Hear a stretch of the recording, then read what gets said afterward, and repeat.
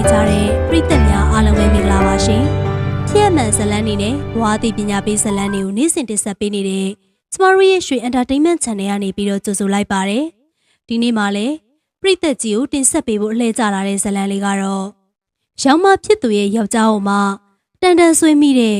ကောင်မလေးရဲ့တယောက်အကြောင်းပဲဖြစ်ပါတယ်ရှင်။ဇလန်းလေးကိုမစတင်ခင်မှာလည်း Channel လေးကို Like and Subscribe လုပ်ပေးကြဖို့နဲ့ဗီဒီယိုသစ်တွေတင်တိုင်းမှာသိရှိနိုင်စေဖို့လည်းဘေးနားနိုတီခေါင်းလောင်းလေးကိုနှိပ်ခဲ့ပေးကြဖို့တောင်းဆိုကြပါတယ်ရှင်။ဒါဆိုရင်တော့ဇလန်းလေးကိုအခုပဲနားဆင်ကြည့်လိုက်ကြရအောင်ပါနော်။ညီမရေချိုးခန်းလေးဝင်ရန်ပြင်နေတဲ့တင်ရနံစက်ခနဲတုံသွားတယ်။လှည့်ကြည့်လိုက်တော့ကိုစီသူဝင်းတပတ်ကိုပခုံးပေါ်တင်လိုက်ပြီးတော့ဒါသူရေချိုးချိန်နဲ့တူတယ်လို့တင်ရနံတွေးလိုက်မိတယ်။အထက်ပိုင်းအဝတ်မဲ့နေတာကမိမိမဟုတ်ပေမဲ့အင်းကြီးဗလာဖြစ်နေတဲ့ဒဇင်းယောက်ျားတယောက်ရှိမှဖြစ်နေတာကြောင့်ပခုံးမှာခြုံထားတဲ့တပတ်သေးသေးလေးကိုအလိုလိုဆွဲဆေးမိတယ်။ကိုစီသူဝင်းကတင်းရက်နဲ့အမျိုးသားဖြစ်တဲ့ထက်ဝေလင်းရဲ့ရောက်ဖပေါ့။မိဘတွေမရှိရဲ့နောက်ရောင်မဖြစ်သူမတ်သက်မင်းလင်းတို့မောင်နှံကအိမ်ခွဲမနေနိုင်ဘူးလို့ပြောတော့ထက်ဝေလင်းနဲ့မင်္ဂလာဆောင်ပြီးချင်းတင်းရက်နဲ့တို့အိမ်ပေါ်ရောက်လာခဲ့တာ။ညီမရေချိုးလိုက်လေဖယ်ရီနောက်ကျနေဦးမေ။ကိုစီသူကပြုံးရင်းနဲ့သူ့ရဲ့အခန်းထဲဝင်သွားတယ်။ကောင်းငိမ့်မိလိုက်လားပြန်ပြုံးလိုက်မိလားဆိုတော့တင်းရက်နဲ့မမှတ်မိတော့ပါ။မျက်နာပူပူနဲ့ရေချိုးတော့ရေကအေးဆက်နေတယ်။မိဘအိမ်မှာနေခဲ့ရတော့ခုလိုသစိမ်းယောက်ျားလေးနဲ့ရေချိုးခန်းလူရလိမ့်မယ်လို့မတွေးခဲ့မိဘူး။အင်းလေနောက်ရက်တော့ကိုစီသူဝင်းမချိုးခင်စောစောချိုးမှဖြစ်မယ်။ဒီနေ့လဲရေချိုးခန်းရှိရောက်တော့တကားပိတ်ထားတော့တပြင်းချမိတယ်။ကိုစီသူဝင်းရေချိုးနေပြီနဲ့တူတယ်။ရေစောစောချိုးမဲ့အကြံချင်းကလည်းတူနေပြန်တယ်။ရေချိုးခန်းရှိမှခင်းထားတဲ့တွန်းလိမ့်နေတဲ့ခြေသုံးဝက်ကိုခြေထောက်နဲ့ထိုးပြီးတော့ဖြတ်လိုက်စမှာပဲ။တကားရုတ်တရက်ပွင့်လာတယ်။ညီမစောင့်နေရတာလားအားနာလိုက်တာအကိုကညီမရေမချိုးခင်ချိုးထားနေမလို့မျက်နှာချင်းဆိုင်တော့သူ့မပွေးတပွင့်ပြုံးလိုက်တယ်ကိုစီသူ့ရဲ့အကြီးကဖြတ်ခနဲအောက်ကိုရောက်သွားတယ်သူ့အလံတကြားငုံကြည့်တော့ကိုမပတ်ထားတဲ့တပတ်ထဲကပေါင်နှံစင်းပေါ်နေတယ်ခြေထောက်ကိုပြန်မယုံမိခင်မှာပဲကိုစီသူကအကြည့်လွှဲထွက်သွားပြီးတော့တိတ်လိုက်ပါတော့မိသိန်းရဲ့နင်းတော်အနေမတက်ထိုင်မတက်တာပဲနင့်ကိုဘလို့မြင်သွားမလဲမသိဘူးထက်ဝေလင်းအခန်းထဲကထွက်သွားတော့တင်းရက်နဲ့တကူလုံးနွမ်းလျကြံရစ်ခဲ့တယ်မအီမလဲခန်းစားချက်ကချစ်သူဘွားတွေကယိုးနေပါပြီသူ့အတွက်တော့ချစ်သူကျင်နဲ့အောင်ဖြည့်စွမ်းပေးတဲ့တာဝန်တစ်ခုထက်ဘယ်တော့မှမပိုခဲ့ဘူးအတန်အကျယ်ကြီးဖွင့်ထားတဲ့ TV ကိုတိုးရင်းနဲ့စပင်ကိုတက်တက်ရရပြန်စီးလိုက်တယ်အိမ်သားတို့အသွားကိုစီသူတို့အခန်းထဲကရေမောနေတန်တွေကိုကြားရတယ်မတိမသားနားဆွင့်ကြည့်တော့ကိုစီသူကသူ့ကြုံလာတဲ့ရုံးဝဟာသားတစ်ခုကိုပြန်ပြောပြနေတော့ရောင်းမဖြစ်သူကရဲနေတာပေါ့အခန်းပြန်ရောက်တော့ထက်ဝေလင်းကအိပ်ပျော်နေပြီအဲကွန်းလေးအေးဆက်ကိုလျှော့လိုက်ပြီးတော့ထက်ဝေလင်းရဲ့ဘေးမှာအသာဝင်လဲပြီးစောင်းဆွဲချုံလိုက်တယ်တကယ်ဆိုရင်ထက်ဝေလင်းကသူ့ကိုဖတ်ပြီးလုံခြုံနှွေးထွေးမှုကိုပေးတင်ပါတယ်ချစ်သူဘွားတွေကသူ့အပေါ်ဘယ်တော့မှအလိုက်မသိခဲ့ဘူးသူကသာထက်ဝေလင်းကိုအားရအောင်ဖတ်တွေ့ပြီးအိတ်ခဲ့ရတာအိမ်အောင်တဲ့ဘွားမှာတော့သင်းပေါ်ပို့ပြီးကျင်နာမှုပေးတင်တယ်မလားဒါကိုတောင်းဆိုမိတဲ့သင်းကအရန်ကလေးဆန်နေလားအပေါ်ရက်ကရောင်မမက်မေတက်လင်းလှမ်းခေါ်တော့သင်းရဲ့နဲ့အပြေးလေးတက်သွားလိုက်တယ်အခန်းတကားပိတ်ထားတော့ဝင်ရနူးနူးဖြစ်ပြီးတော့တကားကိုခောက်လိုက်တယ်သင်းလေးလားအထဲဝင်ခဲ့လေမတ်သက်မေလင်းကသူ့ကိုထက်ဝေလင်းခေါ်တယ်လို့သင်းလေးလို့ပဲခေါ်တယ်ကိုစီသူကအင်ကြီးဗလာနဲ့ရေချိုးဖို့ပြင်နေပုံရတယ်သင်းရဲ့နဲ့မျက်နှာချင်းမဆိုင်မိအောင်ဂရင်ခေါင်းရရေတန်ဖို့အကြောင်းမဲ့ငေးကြည့်နေမိတယ်မတ်သက်မေလင်းကဗီဒီယိုဖွင့်ပြီးတော့ပိတ်စသုံးစုံကိုထုတ်ပြတယ်ကိုစီသူအနားတိုးလာတော့ချွေးနဲ့လိုကိုသင်းနဲ့တခုလိုရတယ်အမွေနဲ့သာမဟုတ်ပေမဲ့မနှင်းမြုပ်ပဲအနံ့တော့မဟုတ်ပါဘူးအကူဝယ်လာတာလေညီမအတွက်လဲပါတယ်ကြိုက်တဲ့အရာတစ်ထည့်ယူအစင်တွေကတော့အတူတူကြီးပဲအကူကမိန်းကလေးဥဝတ်လဲဝယ်တတ်တယ်ပေါ့သူကမရေတရေမေးလိုက်တော့ကိုစီသူရဲတယ်တပတ်ကိုခုံးပေါ်တင်းရင်းနဲ့သူ့မိန်းမကိုလည်းညှို့ထိုးပြပြီးတော့သူ့နဲ့ပေါင်းမှတော့မတက်တာဘာမှမရှိတော့ဘူးလို့ပြောပြီးပြုံးနေတယ်တမေလင်းကကိုစီသူ့ရဲ့လက်ကိုလှမ်းရိုက်ပြီးတော့ပခုံးကိုထိုးလိုက်တယ်မိမိထက်အိမ်အောင်တက်ရင်ပေမဲ့ရီးစားလို့ကြည်စဲနောက်ပြောင်နေကြတာဖြစ်တဲ့မတ်သက်မေလင်းတို့မြင်ရတော့တည့်ရက်နဲ့တက်ပြင်းချမိတယ်ဖြစ်ဖြစ်လို့ပါဟာလူကအယိုးပဲရှိတာသူတို့အပျော်တွေကူးဆက်လာတယ်လို့ရှိတော့တည့်ရက်နဲ့ပြုံးမိတယ်တတိထားကြည့်မိတော့ကိုစီသူ့ရဲ့ခန္ဓာကိုယ်မှာထက်ဝေလင်းလို့ကြက်လက်လှပနေတဲ့ကြက်သားဆိုင်တွေလည်းမရှိအရန်မြင်လို့ဘိုင်မရွှဲတာအလွင်ဘာဆိုဘာမှမရှိပါဘူးဒါပေမဲ့မိမတယောက်ရဲ့စိတ်လုံခြုံမှုကိုပေးစွမ်းနိုင်တဲ့အငွေးသက်ဆိုတာကြက်သားတွေနဲ့ဘာမှမဆိုင်ဘူးဆိုတာတော့သင်ပြောနိုင်ပါတယ်။သင်ရဲ့နဲ့မငိုပါ မျက်ရည်တစ်ပေါက်ကသူ့အလိုလိုကျလာတာမျက်ရည်ကနာကျင်ချင်းရဲ့ထွက်ပေါက်ဆိုတာသူ့နဲ့အကျွမ်းဝင်ပြီးသားပုတ်စာပေါ့တုံရင်နေတဲ့သူ့လက်ထဲကဖုန်းထဲမှာထက်ဝေလေးနဲ့မိန်းကလေးတယောက်ရဲ့ပုံအနေထားကတငယ်ချင်းမိတ်ဆွေပါလို့ဘလို့မှမပြောနိုင်တဲ့အနေထားပေါ့မိန်းကလေးကထက်ဝေလင်းရဲ့လေပင်နာကိုနမ်းနေတဲ့ပုံကိုဆက်ဖီဆွဲထားတာပါဒီမိန်းကလေးကိုတင်းရက်နဲ့ကောင်းကောင်းသိတယ်အိမ်အောင်မကြခင်တည်းကထက်ဝေလင်းကသူ့နောက်ကွယ်မှာထိုမိန်းကလေးနဲ့တွဲခဲ့တယ်စက်ကော့လက်ကော့နိုင်တဲ့ထိုမိန်းကလေးကိုမတ်သက်မေကလုံးဝကြည့်လို့မရအောင်လက်ထပ်ဖို့လည်းလုံးဝသဘောမတူခဲ့တော့တင်းရက်နဲ့ကိုထက်ဝေလင်းကယူခဲ့တာပေါ့ရှင်ထဲကခွင်လွတ်တဲ့စိတ်လေးကအရင်တုန်းကပုံဖြစ်မှာပါလို့တွေးရင်နဲ့ဓာတ်ပုံတွေကိုကြည့်နေစင်မှာပဲလောလောလတ်လတ်မနေရရင်ရိုက်ထားတာဖြစ်နေတယ်။ညာထက်ဝေလင်းနေရအလဲလာတဲ့တငယ်ချင်းတွေနဲ့ချင်းဆိုမဲလို့ပြောခဲ့တာ။သူ့ညာမိပြီပေါ့။လက်ထပ်ထားတာမှတစ်နှစ်မပြည့်သေးခင်ထက်ဝေလင်းတယောက်ဖောက်ပြန်နေခဲ့ပြီ။မောင်စင်တန်ချုံနဲ့ဇလန်မပြတ်သေးဘူးလား။ထက်ဝေလင်းမနှက်စာစားနေရင်မှမျက်နှာတင်းကနေဖြစ်သွားတယ်။တင်ရနဲ့ကိုကြည့်လိုက်တော့သူ့ကိုကြောပေးပြီးမီးဘူးတိုက်နေတယ်။တင်းလေးမဟုတ်တာတွေမမေးပါနဲ့ကွာ။တင်းလေးကိုချစ်လွန်းလို့ကိုလက်ထပ်ထားတာပဲဟာ။ဘာလို့အရင်အကြောင်းတွေပြန်မေးနေရတာလဲဟမ်တင်ရနံထက်ဝေလင်းဘက်ကိုလှည့်လိုက်ပြီးတော့မျက်နှာကိုကြည့်လိုက်တယ်ကြည့်ထားမိသိင်းမှတ်မိအောင်ကြည့်ထားလိန်တဲ့အခါသူ့မျက်နှာကဘလောက်မှင်သေးလဲဆိုတာညှိသေးချာကြည့်ထားဘလို့ပဲဟန်ဆောင်ထိန်ထားပေမဲ့မျက်ရည်ကမီးဘူးတိုက်နေတဲ့အင်းကြီးပေါ်ကျသွားတယ်ဒါအောင်မြင်တော့ငကိုရဲမှမလုံမလဲဖြစ်နေတဲ့ထက်ဝေလင်းဝုန်းကနေထရက်လိုက်တယ်တင်းဒါဘာဖြစ်တာလဲမောက်ကိုကျင်တယောက်တင်းရမယုံကြည်တာလားသူနဲ့ဇလန်းပြက်တာကြာလာပြီတင်းရမောင်တက်တက်ရမ်းရှာနေတာပဲဒုံကနေအတန်ကြတော့ဝမ်းနေနေတဲ့ကြားကနေတင်းရနဲ့မောကြည့်လိုက်တယ်စပွဲပေါ်ကတပူသူ့အနားကိုပြစ်ပေါက်လိုက်တာတင်းရနဲ့အံ့ဩပြီးတော့စက်သေးသေးနေမိတယ်တကယ်ဆိုဒါလေးမေးတာနဲ့တလောက်ထိဝုံတိုင်းကျဲစရာမလိုပါဘူးကျမ်းမြင်ပေါ်မှာရွှေနှင်းဝင်းနဲ့လက်ဖက်၆ဖက်တွေပြန့်ကျဲနေတယ်တင်းရနဲ့ကမီးဘူတွေကအဝတ်တွေပြေးယူပြီးတုတ်တယ်သူတုတ်နေတဲ့နေရာကိုဖြတ်နှင်းပြီးတော့ထက်ဝေလင်းအိမ်ထဲကနေထွက်ခွာသွားခဲ့တယ်ဘလောက်တောင်ခံပြင်းစရာကောင်းလိုက်လေယောက်ျားတွေကမိမယူပြီးလဲဖောက်ပြန်ခြင်းနဲ့စိတ်ကိုမထိန်နိုင်ကြဘူးလားခုတော့ तू ကပဲမတရားဆွဆွဲခံနေရတယ်လို့ပောက်ကွဲပြနေလိုက်တာသူ့အိမ်ပေါ်တက်နေတယ်ဆိုတိုင်းဒီလိုအထက်စီးကနေဆက်ဆံလို့ရမလားတင်ရနဲ့အလောက်ကနေမပြန်ခြင်းရွှေတကုံဖျားကိုတယောက်တည်းတက်ဖူးပြီးတော့ကန်အစိုးညံ့တွေပြေပါစေလို့ဆုတောင်းမိတယ်ပုံမှန်အိမ်ပြန်ရောက်ချိန်ကခါတိုင်းထက်နောက်ကျနေပေမဲ့ထက်ဝေလင်းစီကဖုန်းဝင်မလားအိမ်ပြန်တက်စီပေါ်မှာမစ်ကိုလီများတွေ့လို့တွေ့ညာယူကြည့်မိတဲ့အတွက်တင်းရင်နဲ့ကို့ဘာသာကိုရှက်မိတယ်ချစ်လို့ယူခဲ့တာမှဟုတ်ရဲ့လားမောင်တင်းကမောင်ရဲ့တက်မျက်နှာကိုကြည့်ပြီးတော့နေရမိဘတွေကိုချစ်ဆုံကန်ခဲ့ရတာပါအခန်းထဲကိုမွေခင်ကိုစီသူတို့အခန်းကြားနေကြရေမောတန်တွေကိုကြားရတယ်ဒီတစ်ခါတော့အားကြစိတ်တွေအစားမနာလိုစိတ်တွေကအလုံးအရင်ဝင်ရောက်လာတယ်တအိမ်ထဲမှာလင်မယားနှစ်စုံရှိပေမဲ့နက်ပြည်နဲ့ငရဲပြည်လိုကွာခြားနေတယ်အခန်းထဲကိုလေးကန်စွာဝင်လိုက်တယ်ထက်ဝေလင်းကလေးကျင်ကန်လှုပ်နေတယ်အလေးတုံးမာရင်နဲ့သူ့ကိုတစ်ချက်နာယူတစ်ချက်ကြည့်နေတယ်အိမ်ပြန်တာနောက်ကျလာ ਈ လားလေတန်းမှာဆက်ဆက်အထက်စီးဆန်နေသွားစမ်းမှာဒီလိုလေတန်းနဲ့မေးလို့ကတော့အသေးပဲခံလိုက်မယ်အမအကြောင်းမရှိပဲညနေတက်ထိအပြစ်မနေတာမကြိုက်ဘူးဒီအိမ်မှာနေရင်ဒီရလူတွေရဲ့အဆင့်တန်းကိုလိုက်နေရမယ်ခုချိန်ကမိမကောင်းအိမ်ပြန်ရမယ့်အချိန်မဟုတ်ဘူးတင်းရဲနဲ့မျက်လုံးနဲ့မီးပွင့်သွားတယ်ဝမ်းနေစိတ်တွေကနေရာမှာပဲဒေါသစိတ်တွေကအစားထိုးရှန်တက်လာတယ်မောင်ဘာပြောလိုက်တယ်မိမကောင်းအိမ်ပြန်ချိန်မဟုတ်ဘူးလို့ပြောတာမောင်တင်းကိုစော်ကားလာ ਈ လားဝမ်းနေစိတ်ဒေါသစိတ်တင်းရဲနဲ့ရဲ့မျက်လုံးထဲမှာဘာမှမမြင်တော့လက်ထက်ကစလင်ဘက်အိမ်နဲ့ထက်ဝေလင်းကိုအားကုန်လွှဲရိုက်လိုက်တယ်အလေးမနေခိုင်းမှုအငိုက်ခံလိုက်ရတဲ့ထက်ဝေလင်းကကြားတကောင်လိုသူ့ကိုခုံအုပ်ပြီးတော့ဂရင်ပေါ်တွန်းလဲကမျက်နှာကိုသုံးချက်ဆင့်ရိုက်လိုက်တယ်ငါအသားနောင်လှုပ်ချင်တဲ့ကောင်မှမှတ်ထားတင်းရဲနဲ့မျက်နှာတစ်ခုလုံးပုတ်ထူပြီးတော့လောကကြီးချက်ချလဲသွားတယ်ဘိုက်ပေါ်ရောက်နေတဲ့ထက်ဝေလင်းရဲ့ဒူးကိုအတင်းတွန်းဖယ်ပြီးတော့တင်းရဲနဲ့ကုန်းထားတယ်မျက်ရည်နဲ့စပင်းနေကြကသူ့ကိုရစရာမရှိအောင်ကျိမ်းမောင်းနေတဲ့ထက်ဝေလင်းကိုမုံတီးပွေရမြင်တွေ့နေရတယ်အကျင့်မကောင်းတဲ့မိန်းမငါ့ကိုအပြစ်မရှိအပြစ်ရှာပြီးတော့အလေလိုက်ချင်တဲ့မိန်းမမင်းကိုမြင်ရတာငါယွန်းနေတင်းရဲနဲ့အခန်းထဲကပြေးထွက်လာတယ်အမားဆိုတာမောင်ဘက်ကပါမှာပဲမို့မမေတလင်းကိုလည်းဘာမှမပြောရတော့ပါဘူ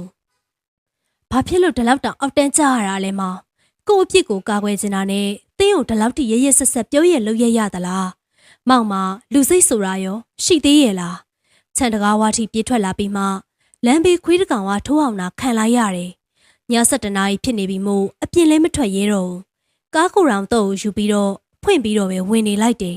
ဒီညတော့ဒီမှာပဲအိတ်လိုက်တော့မိသိင်းရဲ့နေဝလင်ကန်ဆိုးတာလေမယူခင်တည်းဟာသူ့စရိုက်ကိုနေမြင်ခဲ့ဖို့ကောင်းတယ်ကိုရောင်တကားဖွင့်တန်းကြတော့တင်းရက်နဲ့နိုးလာတယ်မနေ့ရောက်ပြီလားဆိုတာလူဝစဝေးစဝါပေါ့ကားနောက်ခန်းမှာခွေလေးအိပ်ပျော်နေခဲ့တာမို့ကိုပေါ်မှာယူနီဖောင်းကတွန့်ကြေးနေတယ်နာယူကြည့်တော့မနဲ့တနာရွယ်ရှိသေးတယ်မောင်ပြန်လာချော့ရလားဆက်ပြီးအိတ်ချင်အောင်စောင့်နေလိုက်မယ်ဒါပေမဲ့မောင်ရောဟုတ်ပါမလား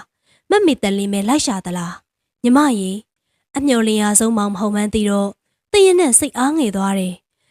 ရက်ဆက်ပြတ်သားနိုင်တဲ့မောင်ကိုစိတ်နာလာတာနဲ့မျက်ရည်တွေကကျလာတယ်ညီမဒီမှာဘာလို့အိတ်နေတာလဲအကူညီမကိုလမ်းထိပ်ထိထွက်ရှာနေတာတည့်ရနဲ့ဘာမှမပြောဘဲငြိမ်နေတယ်ကိုစီသူကကားတကားကိုဖွင့်ပြီးအထဲဝင်လာတယ်သူ့လက်မောင်းကိုဆွဲပြီးအသာထူလိုက်တော့အောက်သွင်းကျိုးတက်လိုက်တယ်လို့အင်အားတစ်ခုစီးဝင်လာတာခံစားရတယ်။ချင်းတွေကြိုက်ထားလိုက်တာညီမရဲ့ဘာလို့ဒီမှာအိတ်နေရတာလဲ။ထက်ဝေကလည်းညီမကိုစိတ်ပူနေတယ်။အော်မျက်ရည်တွေကလည်းကျနေလိုက်တာ။မောင်သားတကယ်စိတ်ပူရင်သူကိုယ်တိုင်လိုက်ရှာမှာမဟုတ်ဘူးလား။ပြောကမှတင်းရက်နဲ့ပုံကိုကျင်လာတယ်။မောင်ရိတ်ထဲမှာကိုစီသူ့မျက်နှာကိုမောကြည့်ပြီးတော့ရှင်ထဲမှာဝေဒနာတစ်ခုကပြင်းပြင်းရှက်ရှက်ပေါ်လာတယ်။ကိုစီသူ့ကိုပါချင်းအပ်ပြီးတော့တင်းတင်းကြပ်ကြပ်ဖတ်ထားလိုက်တယ်။ရှင်ထဲမှာဟာနေတဲ့ကွက်လက်တစ်ခုကိုဖြည့်ဖို့ကိုစီသူ့ထံတစုံတရာကိုသူ့လိုချင်တယ်။သူမြင်ဘူးတဲ့အရာတစ်ခုဒါမှမဟုတ်ငေးမောဘူးတဲ့အငွေးသက်တစ်ခုပေါ့။မိတင်နေဘာရီရှောက်စင်းစားနေတာလေ။ကိုစီသူ့ကိုနေကိုကြီးတယောက်လိုအားကိုးတာပါ။ရှင်တွေခုန်နေစရာအကြောင်းမရှိဘူးလေ။ကိုစီသူ့ရဲ့ကားဆိုဖာပေါ်မှာထောက်ထားတဲ့လက်ကတဖြည်းဖြည်းတင်းရနက်ရဲ့ကြောပေါ်ကိုဖတ်လာတယ်။တင်းရနက်လိုတင်းတင်းကြပ်ကြပ်တော့မဟုတ်ဘူး။ထိတယ်ဆိုယုံလေးပေါ့။ကိုစီသူကမျက်နှာချင်းဖတ်ထားရမှလေပင်ကိုဖွားဖွားလေးနမ်းလိုက်တယ်။သူ့ဘာလုပ်လိုက်မိမှန်းမသိဘူး။ကိုစီသူတုံလှုပ်သွားတာကိုတော့သတိထားမိလိုက်တယ်။သူ့လက်တွေကကိုစီသူရဲ့လေပင်ကိုမလွတ်တမ်းတိုင်းဖတ်ထားသေးပါ။တညာလုံးအေးဆက်နေခဲ့တဲ့တင်းရဲနဲ့တကူလုံးကတရှိန်ရှိန်နဲ့ပူနွေးလာတယ်။ခန္ဓာကိုယ်နှစ်ခုစလုံးကငြိမ်သက်နေပေမဲ့ရင်ခုန်တန်းတစ်ခုကတော့တန်ပြိုင်တီးဝိုင်းလိုပါပဲ။ကျဲလောင်စွာတိတ်ခတ်နေတယ်။ရှင်ထဲမှာနှစ်သိမ့်မှုတွေအပြည့်စီကူးနေတဲ့အကူအခုလိုလုံခြုံတွေးထိတဲ့အငွေသက်ကိုတင်ငမွတ်နေတာနှစ်ချီနေပြီပေါ့အရန်ကျင်နာနေတတ်တဲ့အကုစီကတနာခယူနာလေးနည်းနည်းလောက်မျှပေးနိုင်မလားယင်ညီမအရင်လိုဖြစ်ဖြစ်ပေါ့ကိုစီသူကသူ့မလက်မကိုကင်ပြီးတော့ကိုချင်းခွာလိုက်တယ်ကိုစီသူ့ကိုမောကြည့်နေတဲ့သူ့မျက်လုံးတွေကမျက်ရည်တွေတလဲလဲပေါ့သူ့နှက်ခမ်းတွေကအကြောင်းမဲ့တဆက်ဆက်တုံနေတယ်အကိုဘာတွေစဉ်းစားနေရလဲဘာလို့စိုက်ကြည့်နေတာလဲညီမတော့ဘာမှမစဉ်းစားချင်တော့တာအမှန်ပါကိုစီသူကားရီကထွက်လိုက်တယ်တည့်ရနဲ့ချက်ချင်းထွက်မလာပါဘူးဆော့ဆော့ကလုံကြုံနှွေးထွေးနေတဲ့မိနစ်အငဲငယ်ကိုအိမ်မကောင်းတစ်ခုလိုပြန်လို့ချင်နေတယ်အပေါ်မှာလာအိပ်ပါညီမရဲ့တည့်ရနဲ့ကားရီကလေးပင်စွာထွက်လိုက်တယ်ပြေရွတ်ကြေမွနေတဲ့ထမိန်ကိုပြင်ဝေပြီးတော့ကိုစီသူကတစ်ဖက်လှည့်နေတယ်တည့်ရနဲ့စပင်ကိုနောက်ကိုဖြန့်ချပြီးတော့အင်းကြီးကိုဆွဲဆန့်နေအဲဒီနောက်ဘာမှမပြောတော့ဘဲနဲ့ကိုစီသူ့ကိုကြော်ပြီးတော့ကိုရောင်တကားစီရှောက်သွားလိုက်တယ်ရုတ်တရက်ကိုစီသူကသူ့ရဲ့ပခုံးကိုကင်ပြီးတော့ဆွဲလဲလိုက်တယ်အလန်တကြားမောကြည့်တော့ကိုစီသူကသူ့ကိုကိုရောင်တကားနဲ့ကြောချင်းကတ်တဲ့အထိဖိတွန်းလိုက်ပြီးတော့ကိုစီသူ့ရဲ့မျက်လုံးတွေကခါရိုင်းနဲ့မတူတောက်ပနေတယ်တရင်နဲ့ဘာမှမပြောနိုင်ခင်မှာပဲသူ့ရဲ့နှုတ်ဖွင့်နိုင်စွမ်းကိုစီသူကညင်သားစွာယူဆောင်သွားတယ်အခုရင်ထဲမှာကွက်လက်ဖြစ်နေတာသင်းမှာဘာလို့များအသက်ဝိညာဉ်လွင့်ပါမတက်ဆုပ်ယူနေရတာလဲရုံမသွားခင်ထမင်းစားကမ်းမှာတွေ့တော့တင်းရနက်ကိုကိုစီသူဝင်းမျက်နှာချင်းမဆိုင်ရဲပါကိုစီသူဝင်းကလည်းခါရိုင်းနဲ့မတူပဲနှုတ်ဆက်နေတယ်မတ်သက်မေလင်းကတော့ဘာမှရိမ့်မိပုံမရဘူးဖယ်ရီပေါ်မှာတင်းရနက်ကတငယ်ချင်းတွေနဲ့စကားမပြောပြေခေါင်းထဲမှာအတွေးတွေကရှုပ်ပွားနေစေပဲညအဖြစ်ရက်ကိုတဝင်းလဲလဲမြင်အောင်နေတယ်တင်းကဖောက်ပြန်တဲ့မိန်းမတယောက်ဖြစ်သွားပြီလားမောင်ကိုဖောက်ပြန်တယ်လို့ဆွဆွဲတဲ့နေ့မှာတင်းကိုယ်တိုင်ဖောက်ပြန်မိတာကံကြမ္မာရဲ့တယောချက်ပဲပေါ့ကံကြမ္မာနဲ့မဆိုင်ပါဘူးလေတင်းကိုယ်တိုင်လိုလိုလားလားကမိတဲ့အနက်ရောင်ပြဆက်တပုံရုံးချိန်အတွင်းမတ်သက်မေလင်းထံဖုန်းဝင်လာတော့တင်းရနက်လန်သွားတယ်ခါရိုင်းယခုလိုချိန်မတ်သက်မေလင်းကဖုန်းဆက်နေကြဖြစ်ပေမဲ့ကိုအပြစ်နဲ့ကိုမလုံမလဲဖြစ်နေတယ်တင်းလေအပြန်မှာ marketplace ဝင်ပြီးတော့သခွားမွေးဝယ်ခဲ့နော်နှုတ်စီပါတင်းလေးကြိုက်တဲ့တစိမ့်ဝယ်ခဲ့ဟုတ်ကဲ့အမမတ်သက်မေလင်းကခိုင်းပြီဆိုရင်တင်းရနက်ဖယ်ရီနဲ့မပြန်ရတော့ပါမတ်သက်မေလင်းကဩဇာပေးတတ်ပေမဲ့အမကြီးတယောက်ကညီမရင်းတယောက်ကိုဆက်ဆံတာမျိုးပါတရင်နဲ့ကိုအိမ်ပေါ်တက်လာနေတဲ့ရောင်းပါဆိုပြီးအနိုင်ကျင့်တာမျိုးလည်းမရှိဘူးသူကိုယ်တိုင်ကစိတ်မြန်လက်မြန်နဲ့အိမ်အလို့ဆိုရင်လည်းအချောင်ကိုချင်းမရှိတဲ့အတွက် သူ့လူအောင်မိအောင်တင်ရင်နဲ့အတော်လိုက်ယူရတာပါတင်ရင်နဲ့ကမိဘအိမ်မှာအငယ်ဆုံးဆိုတော့အဆဆအရာရာအကိုအမရဲ့ဂရုစိုက်မှုအောက်မှာကြည်ပြင်းခဲ့ရတာအိမ်နောက်တစ်ခုကိုထူထောင်ရမှာလဲအခက်ခဲများစွာကြုံတွေ့ရတယ်ဒါကြောင့်ပျော်ရွှင်စရာကောင်းတဲ့မတ်သက်မေလင်းတို့အိမ်အောင်ကြီးကိုအားချမိတာပေါ့တင်ရင်နဲ့အတွေးတွေကစကြူးဆွဲလိုက်တယ်လို့တုံငနေရက်တန့်သွားတယ်အဲ့ဒီသားရပျော်ရွှင်စရာကောင်းတဲ့အိမ်အောင်ကြီးကိုနေရဖြက်လို့ဖြက်စီလုံးမလို့လားမိသိန်းနေထမိုက်ဖို့မစင်စားပါနဲ့တော့မိသိန်းရဲ့သွေးပူနေခြင်းကအမတ်မတင်ဖြစ်ခဲ့တဲ့ကိစ္စဆိုတော့အချိန်ရကူစားပြီးမိမိပြပြဖြစ်သွားခဲ့တာကိုစီသူနဲ့တင်ရင်နဲ့ပုံမှန်အတိုင်းခေါ်ခေါ်ပြပြပြန်ဖြစ်လာတယ်တစ်ဖက်ကကိုစီသူနဲ့ကိစ္စတည်ငြိမ်စွာပြီးဆုံးသွားတော့စိတ်အေးစပြုတ်နေစမှာပဲထက်ဝေလင်းကတစကန်းထပြန်နေတင်ရင်နဲ့ရန်ဖြစ်ပြီးတလားလောက်ချင်းငိမ်သွားခဲ့ရမှာထက်ဝေလင်းရဲ့အရှုပ်သတင်းကိုကြားပြန်နေငါကနေတိထားတဲ့နေထင်လို့ပြောပြတာပါတွေ့ချင်းလေငါမျက်လုံးနှောင်းမယုံနိုင်ဘူးဟိုတယ်တွေကနေကားမောင်းထွက်လာတော့ငါသူ့အရှင်မြင်တာဟာသူ့ဘေးကကောင်မလေးကပထမနင်းလို့ပဲငါထင်တာတော်ပါတော့တငယ်ချင်းရဲ့ငါဆက်ပြီးမခန်းစားနိုင်တော့လို့ပါတရင်နဲ့ရှိုက်ကိုမိတယ်သတင်းပေးလာတဲ့တငယ်ချင်းဖြစ်သူကျေးဇူးတင်စကားမပြောနိုင်လောက်စိုးနေနေတယ်အခုနေတွေးခဲ့တာကိုသူများတွေမပြောနဲ့တော့တငယ်ချင်းငါရှက်လို့ပါဟဲ့သူ့ကိုမယုံမကြည်စကားပြောရဲဆိုပြီးစိတ်ကောက်သွားတဲ့တငယ်ချင်းကိုတရင်နဲ့လိုက်မချော့နိုင်ပါတရင်နဲ့အတွက်ဒီအိမ်တော်ကြီးကဆရာဝန်တွေကလက်မြောက်လိုက်ပြီလို့ပြောခံရတဲ့လူနာလို့မြုပ်လင်းချက်ကင်းမဲ့နေတယ်ဒီချမ်းမှာမပြောလို့ခုန်ကျင်တဲ့နွားကိုတင်းရဘဲကျိုးနဲ့ချီရမလဲမဖြောက်နိုင်မှန်းသိနေတဲ့ဒီခွေးမိကောက်ကိုတင်းဘဲကြည်တော့မှဆွတ်ရမလဲမတက်သားတဲ့အစုံထိုကိစ္စကိုမတ်သက်မေလင်းကိုဖွင့်ပြောလိုက်တယ်ဖုံဖုံဖီဖီအေးစစ်စစ်ဖြစ်စေခြင်းပေမဲ့မတ်သက်မေလင်းကသွေးဆူလွယ်တယ်တရင်နဲ့ရဲ့ရှေ့မှာထက်ဝေလင်းဖုံးဆက်ပြီးတော့ချက်ချင်းအိမ်ပြန်လာခိုင်းလိုက်တယ်ဘောလုံးကန်နေရာကထက်ဝေလင်းရောက်လာတော့တရင်နဲ့ကိုဒေါသချောင်ချောင်ထွက်နေတဲ့မျက်လုံးတွေနဲ့ကြည့်တယ်တရင်နဲ့အပြစ်ရှိသူမဟုတ်ဘဲနဲ့မျက်နှာချင်းမဆိုင်ဝန်းထက်ဝေနေခုဘာချိုးချိုးနေတာလဲကျွန်တော်ဘာလုပ်လို့လဲမမရဲ့မတ်သက်မေလင်းရဲ့လက်ကသူ့မောင်ရဲ့ပါးပေါ်အရှိန်ပြင်းစွာကြားရောက်သွားတယ်ထက်ဝေလင်းကခေါင်းကိုငုံထားလိုက်ပြီးတော့မတ်သက်မေလင်းကထိုက်ရိုက်မယ်လို့တော့ကိုစီသူဝင်းအောင်ဝင်ဆွဲတယ်တက်ရဲ့အဲ့လိုမလုပ်ပါနဲ့သူ့လေခလေးမဟုတ်တော့ဘူးလေပါဇက်နဲ့ပဲဆုံးပါပါနေအဲ့ဒီကောင်မနဲ့ထပ်ပြီးတွေ့တယ်ဆိုရင်ငါတို့မောင်နှမကန်းပြက်ပြီးအစင်တမ်းမရှိတဲ့မိန်းမနဲ့မို့လို့ငါးနှစ်ကိုကိကိနေခိုင်းတာသေးလေးလိုမိန်းမမျိုးရထားတာတော့မှတန်ဖိုးနားမလဲရင်တော့နေ့ရဲ့ခေါင်းထဲမှာအုံနောက်မရှိလို့ပဲ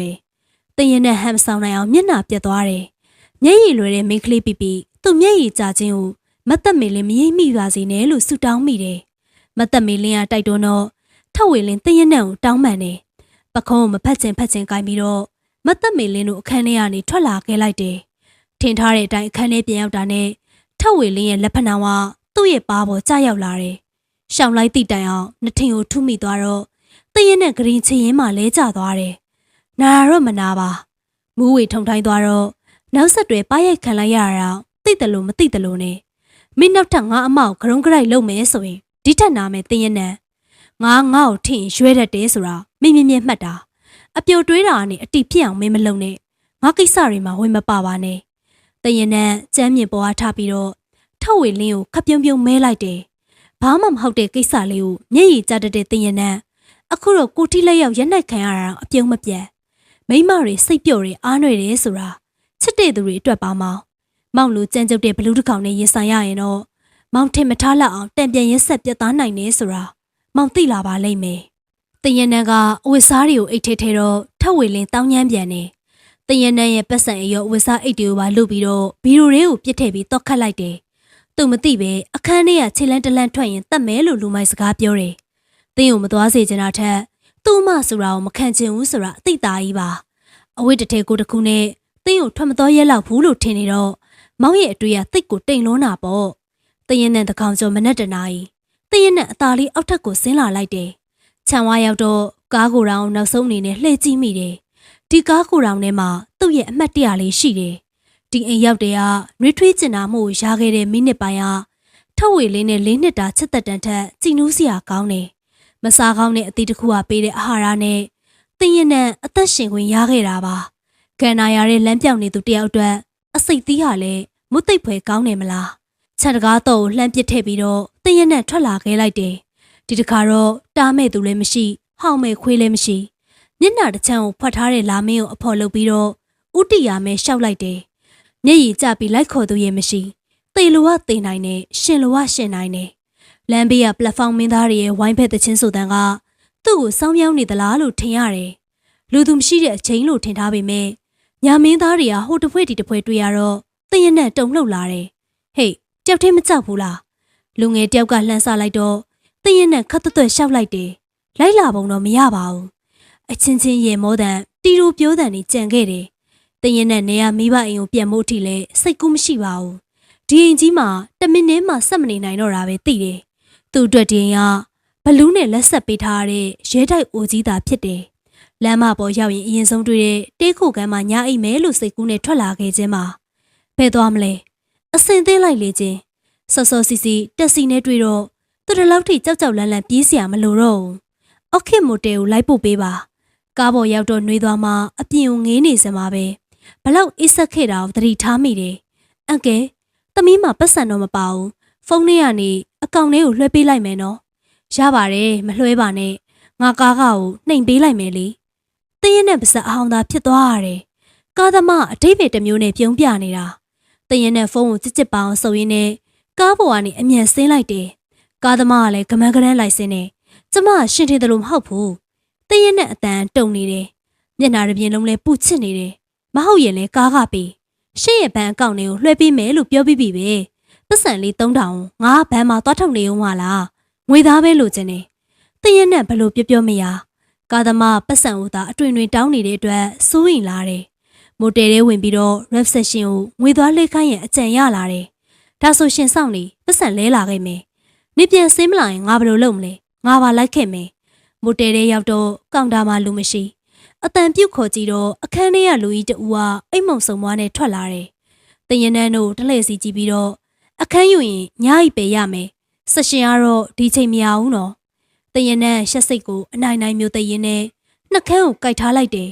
ကျမတယောက်တည်းအခန်းယူမှာပါငွေသားတော့မပါဘူးဘတ်ထရန်စဖာနဲ့လွှဲမလို့ကစ်ပေးနေရောရလာရင်ကျွန်တော်တို့ကငွေသားနဲ့ပဲလက်ခံတာ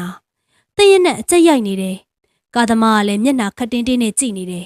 ဒါဆိုပတ်စံ3000လောက်ချေးပါလားယင်ဟာရှုပ်ရှက်ရှက်အခန်းမြူရင်ပြန်ကြကွာတခြားမှာသွားရှုပ်က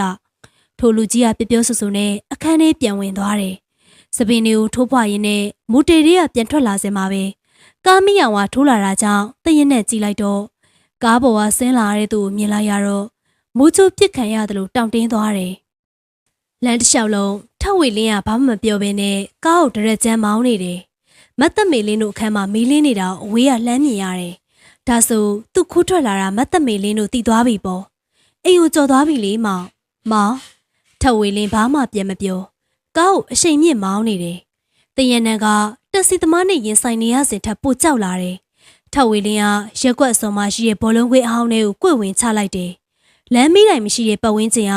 ပိမ့်ပိတ်နေအောင်မှောင်နေတယ်တရနန်ကလက်သေးနှစ်ဖက်ကိုစုပ်ပြီးတဆက်ဆက်တုံနေတယ်မောင်သိရှင်းပြမယ်စကားဆုံးမှာထဝေလင်းရဲ့လက်သေးကတရနန်ရဲ့ရင်ဘတ်ပုံအရှိန်ပြင်းပြင်းဝင်ရောက်လာတယ်တရနန်ရင်ဘတ်ကိုလက်နဲ့ဖိပြီးရှေ့ကိုငိုက်ကျသွားတော